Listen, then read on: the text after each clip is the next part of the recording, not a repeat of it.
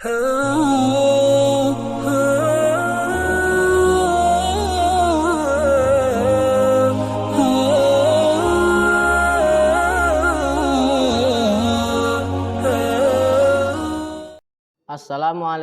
warahmatullahi wabarakatuh.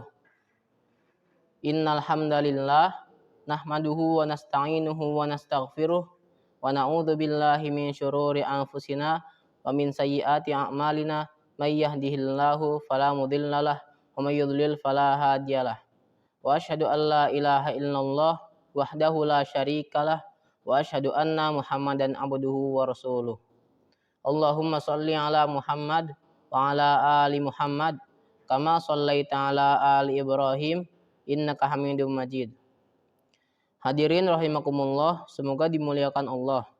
Bapak, Ibu, dan saudara warga Muhammadiyah dan Aisyah yang kami cintai.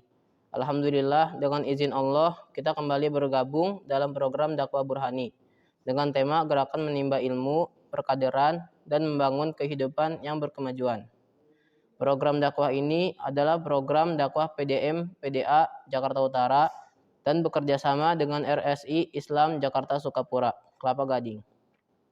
Hadirin rahimakumullah yang kami cintai, dalam kesempatan yang berbahagia ini, saya Ilyas Fawaz Azhar dari Pesantren Darul Quran Mulia kelas 8 Gunung Sindur Bogor akan membawakan kultum yang bertema menunggu waktu sholat.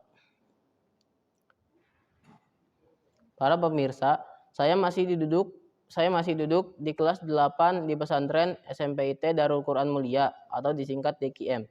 Seru sekali di pesantren. Jika terlambat antri mandi pagi, maka bisa-bisa ya tidak mandi pagi karena harus mengejar kegiatan berikutnya, yaitu berangkat ke sekolah. Lalu kalau telat masuk kelas, maka akan terkena hukum oleh ustadz. Begitu juga yang bekerja di kantoran. Jika terlambat berangkat ke kantornya, maka juga akan ditegur atau disanksi oleh atasannya.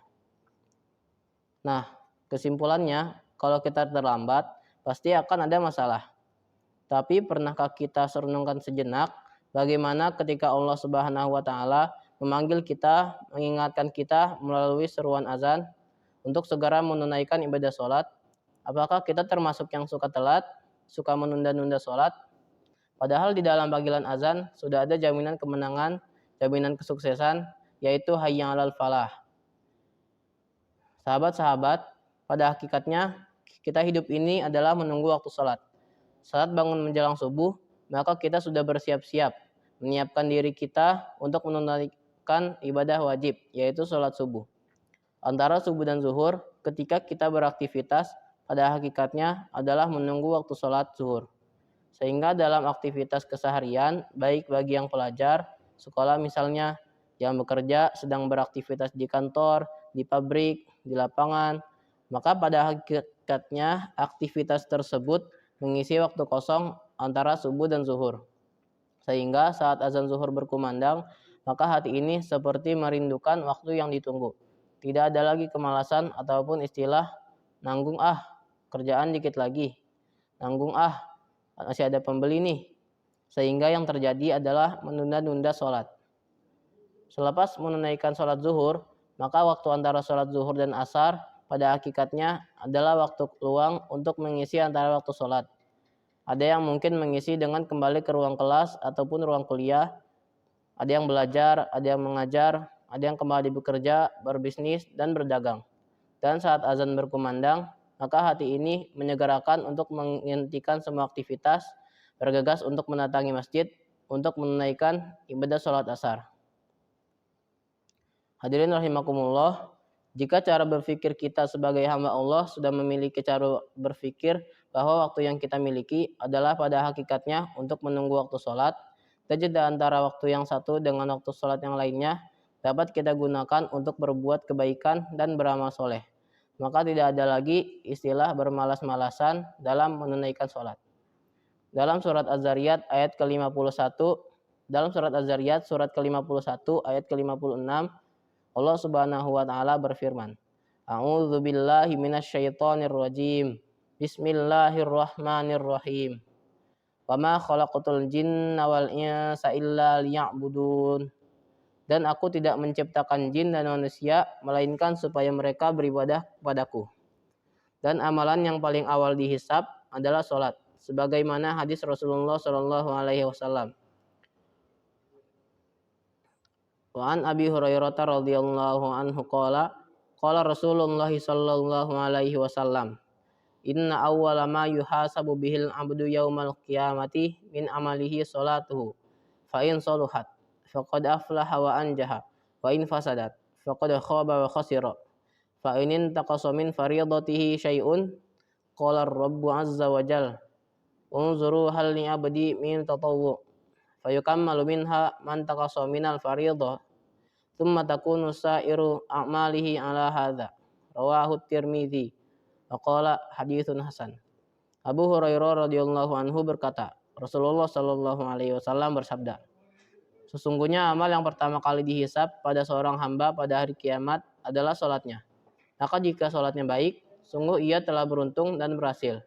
Dan jika sholatnya rusak, sungguh ia telah gagal dan rugi.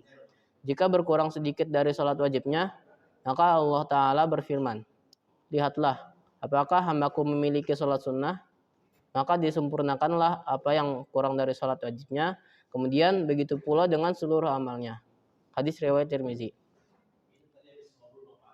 Para pemirsa, oleh karena itu, marilah kita bersama-sama memperbarui cara berpikir kita bahwa pada hakikatnya waktu yang ada ini adalah menunggu waktu sholat. Antara waktu sholat yang satu dengan waktu sholat yang lainnya adalah menunggu waktu sholat, dan waktu-waktu itu dapat kita gunakan untuk melakukan hal-hal yang bermanfaat dan sebisa mungkin menghindari hal-hal yang tidak bermanfaat dan sia-sia. Saya teringat dengan satu hadis Rasulullah Shallallahu Alaihi Wasallam. Imam At-Tirmidzi meriwayatkan hadis dari Anas bin Malik radhiyallahu anhu. Ia mengatakan Rasulullah Shallallahu Alaihi Wasallam bersabda, man shalla lillahi arba'ina yauman fi jama'atin yudrikut takbiratal ula kutibat lahu bara'atum min nari wa bara'atum min nafaq. Barang siapa yang sholat karena Allah selama 40 hari secara berjamaah dengan mendapatkan takbiratul pertama, yaitu takbiratul ihramnya imam, maka ditulis untuknya 2 kebebasan, yaitu kebebasan dari api neraka dan kebebasan dari sifat kemunafikan. Hadis riwayat Tirmizi. Sekiranya hadis di atas dapat dijadikan tips bagi kita, khususnya untuk pribadi saya, mengobati hati dari sifat kemunafikan dan dapat membiasakan diri untuk senantiasa berjamaah di masjid, khususnya bagi kaum pria. Demikian yang bisa disampaikan, mohon maaf atas kesalahan, dan saya pribadi senantiasa berlindung kepada Allah Subhanahu wa taala dan memohon agar kita semua dapat senantiasa diberikan hidayah dan kekuatan, sehingga hati ini dan diri ini akan Allah mudahkan dan Allah dekatkan dengan masjid. Karena salah satu dari 7 golongan yang dinaungi oleh Allah di hari kiamat kelak adalah seorang pria yang hatinya melekat dengan masjid. Kita akhiri dengan membaca istighfar, astaghfirullahalazim, dan doa penutup majelis. Subhanakallahumma wa bihamdika asyhadu an la ilaha illa anta astaghfiruka wa atubu ilaik. Akhirul kalam, nasrun minallahi wa fathun qarib wa basyiril mu'minin. Wassalamualaikum warahmatullahi wabarakatuh.